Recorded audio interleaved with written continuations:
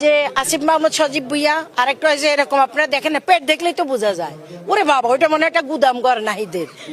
ওটা কি অবস্থা হয়ে গেছে, মানে পেটটা মনে হয় একটা গুদাম, টাকার গুদাম।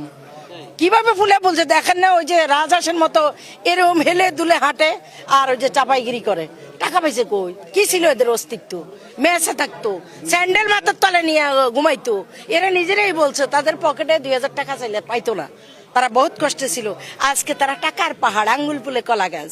কেন? ওনারা নির্বাচন করছে, মানে ওদের বাপদাদা 14 গোষ্ঠী রাজা বাচ্চা ছিল, সে টাকা দিয়ে এখন নির্বাচন করছে। এগুলোর হিসাব দিবে করেই তো তাদের এই সমস্ত দুনপুন ভণ্ডামি প্রতারণা, এগুলো অবশ্যই দুর্নীতি করেছে।